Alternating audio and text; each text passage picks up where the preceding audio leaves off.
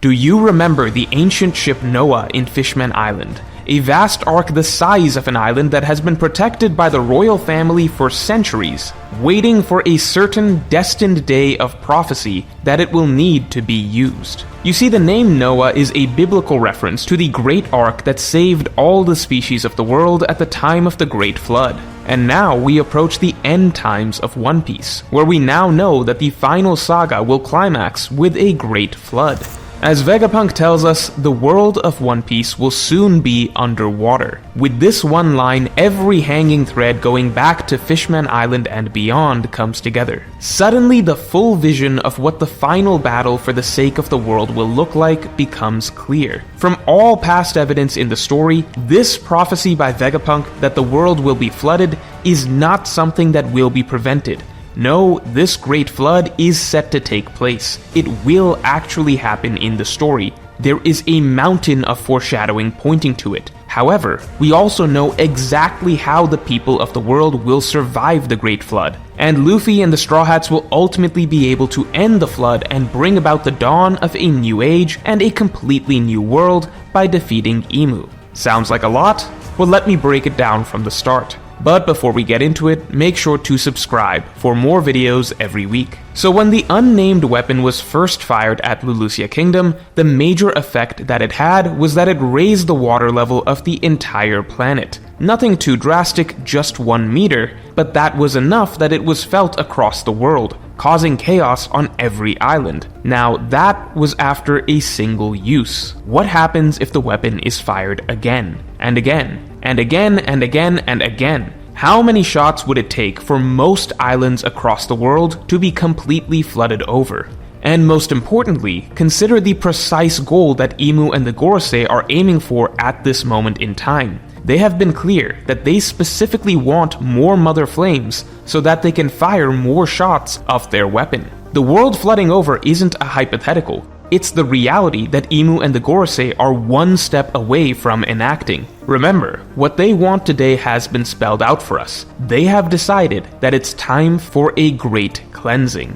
Imu and the Gorosei straight up want to wipe the board clean. They are looking to cleanse the world. They are literally talking about how if they can use the weapon's power freely, then they can end everything. There's no question of how the world of One Piece will be sunk underwater. It's fairly straightforward. The Gorosei want more power for their special weapon, the weapon specifically raises the sea levels when it is fired, and the Gorosei already intend to cleanse the world. They plan on using the weapon freely to end the world as soon as they get it. Add these pieces together and it's fairly clear that this is the direction that the story is headed. The weapon being fired multiple times at islands, which will not only kill off many of the world government's enemies, but will flood the world at the same time. Vegapunk knows that this is an inevitability, as he is the one that provided the power for Imu and the Gorosei to do this in the first place. Vegapunk is also smart enough to know that even if he himself tries to avoid giving them more Mother Flames, ultimately it is likely that the Celestial Dragons would somehow find a way. As we see now, York's existence makes it likely that one way or another, the Gorosei will be able to get their hands on more Mother Flames. Even if Vegapunk himself didn't make more Mother Flames for them, so long as the Celestial Dragons have the weapon itself,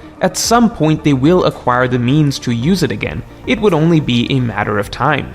After all, Vegapunk, with all of his stored information, is likely aware that Enies Lobby was also a victim of the use of the ancient weapon in the past. So long as the weapon exists, the potential for it to be used exists. The Mother Flames simply would allow Imu and the Gorosei to use it sooner than later. Now for a moment, I want you to imagine this scenario of the climax of One Piece, with the evil god Imu beginning to fire the weapon on the Blue Sea over and over again, wiping out islands, slowly taking away the people's land. The only ones who will survive are the gods far up above sea level, safe in Marijua. This identical scenario was paralleled nearly 1,000 chapters ago in Skypiea. As the end times begin, God decides to wipe the board clean and take away all the land from everyone in the White Sea. He begins to rain down lightning on the islands below, forcing people to run to the sea to try and escape. Skypiea is wiped off the map. Shandia is nearly erased as well. What we see briefly is a world where all the innocent citizens are seemingly left to die out in the open ocean, while God will get to survive as he rains terror down from far up above. This exact scenario in Skypiea foreshadowed the end of One Piece itself, except the final saga will just feature this on a far grander scale.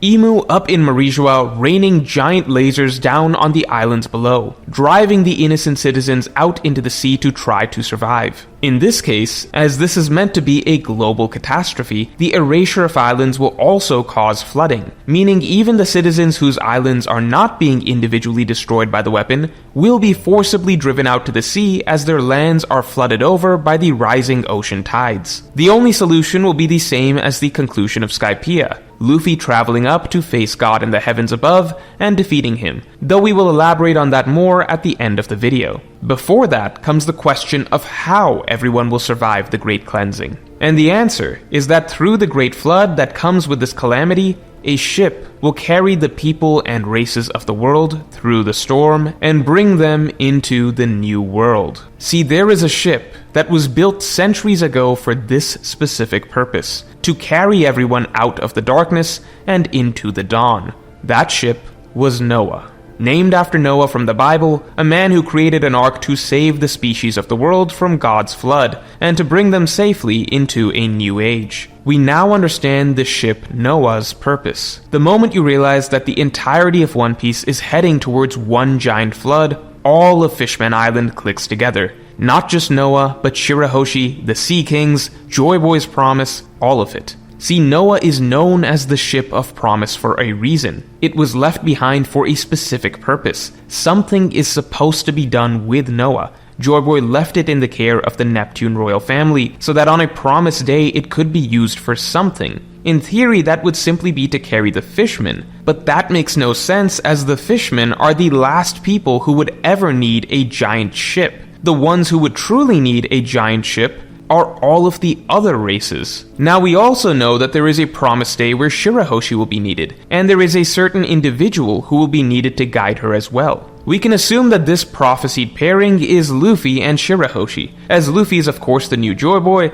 and he has already begun to guide Shirahoshi in many ways. As the ancient weapon Poseidon, Shirahoshi's ability is to command the Sea Kings, but the question has always been, for what purpose? Well, the Sea Kings hint at the truth to us themselves when they show up. It has to do with Noah itself. Noah is stated to be literally designed to be pulled by Sea Kings. And the Sea Kings are fully aware of the prophesied day where Noah will come into use. This is what they say they have been waiting for all of these centuries. The only thing missing is for their king, Shirahoshi, Poseidon, to command them to do so. That day has not come yet, but as is spelled out for us, it is fast approaching. So then what is the truth about Noah, Poseidon, and the Sea Kings? Simple.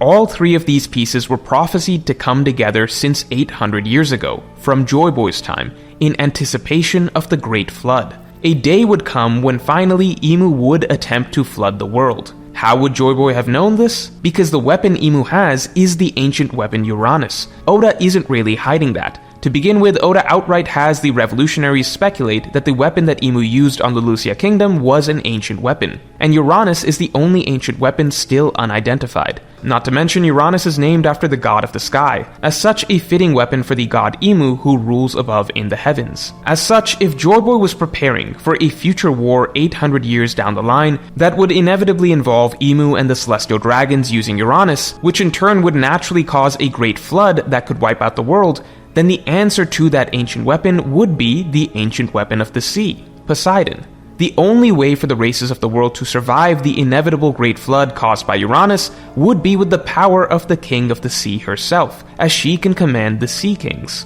As such, a great ship, Noah, was built, specifically designed to be pulled by Sea Kings, so that one day, when Imu's wrath descended upon the people of the world, Poseidon could command the Sea Kings to fulfill their purpose and pull this great ark along the planet, gathering all the people and races of the world, saving them from their flooding islands. That is why the prophecy was also made that the destined day would come when a certain person, aka Luffy, aka Joy Boy Reborn, would guide the mermaid princess Poseidon to carry out her true destiny as the commander of the Sea Kings. She would be the one that Joy Boy could rely on to save all the people of the world from the Great Flood. This is why Noah is known as the Ship of Promise. And even more pieces fall into place when you consider that the ship was designed by a certain clan. The only clan we know of who could create a legendary ship like this would be the Kazuki. You might be surprised as Momonosuke isn't exactly a carpenter, but historically the Kazuki clan excelled in carpentry and masonry. They are the same clan of legend that actually once created the indestructible poneglyphs for Joy Boy, so that Joy Boy could leave messages behind.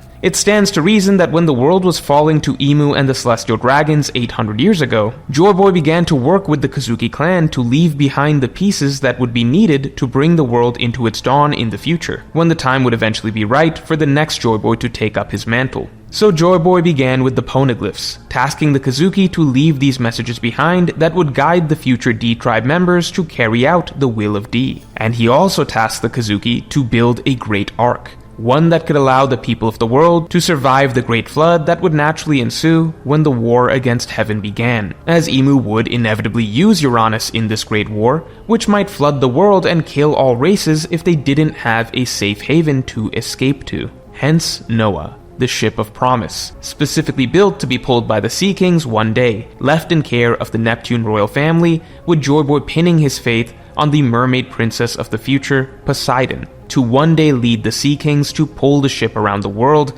and save the people and races of each island. As the prophecy goes, the time would be right when the new Joy Boy arrived. Now you might think that it would be impossible for one ship to carry all the races and people of the world, but it's actually not. Noah is an island-sized ship, and even in the real world, you can fit all humans in the world on a single island. It's not as though everyone would be living on Noah. The idea is that it's a giant rescue raft that is temporarily providing safe haven for everyone together during the final battle. This is an absolutely necessary idea for the finale of One Piece, as one of the most important overarching thematic conflicts of the series has been the divide between races. There is so much hate and cruelty between races in One Piece, largely due to humans oppressing other races themselves, but it's actually also rampant between other races as well. Even in random cover stories, we can see the racial conflicts between the Longlegs and the Longarms, for instance. One of the key ideas of this path towards the sun that was posited in Fishman Island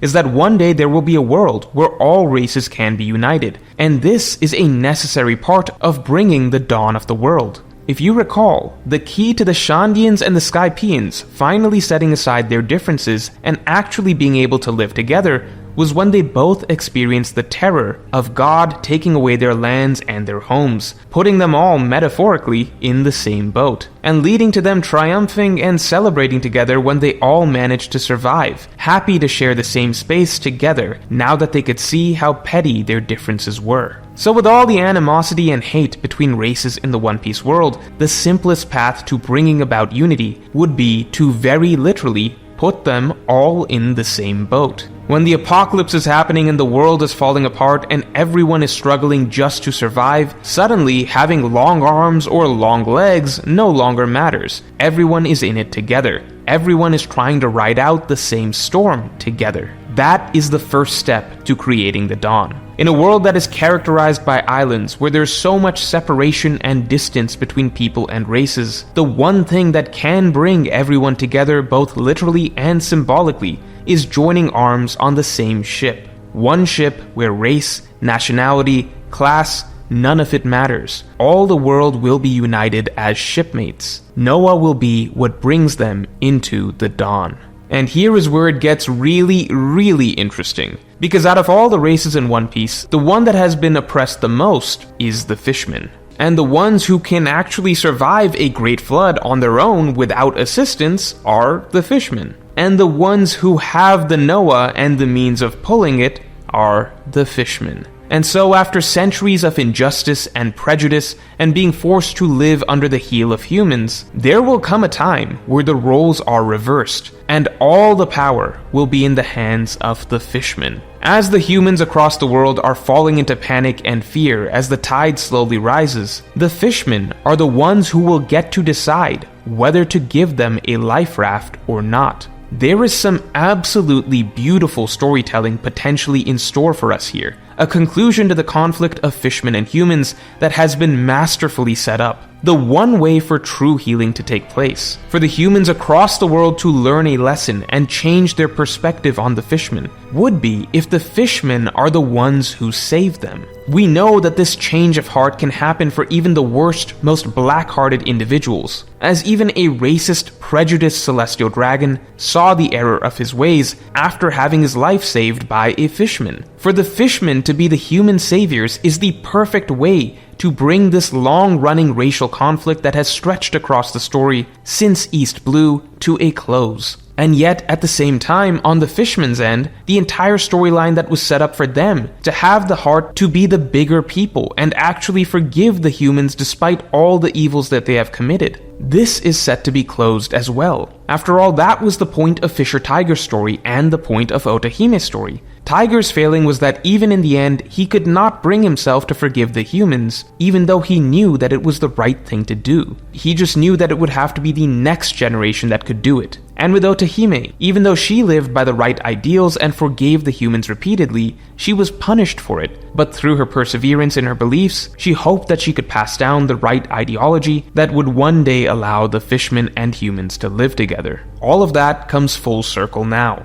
today with the story of Shirahoshi, a fishman who has been raised to believe in the potential good of humans, who has bonded with the messiah of the humans, Luffy, who will now get to hold the fate of humanity in her hands. And just as Fisher Tiger hoped, just as Otohime hoped, the fishmen of today, led by Shirahoshi, will be able to have the bigger heart and be the bigger people, and offer a life raft to the humans that have oppressed them for so long. And in doing so, they will be able to change the hearts of all humans across the world. This is the path to the sun that was set up all of those hundreds of chapters back in Fishman Island. Noah was the key to it all along. And these aren't just some nice ideas for an ending that I'm throwing out. This is strongly hinted at straight up in the story, with Neptune specifically thinking about Noah as he discusses the dream that his ancestors had, the same dream that Otohime shares, for the humans and fishmen to live together peacefully. As Neptune talks about this, Noah is straight up visually presented to us as some sort of symbolic key to bringing the races together and the path to the sun.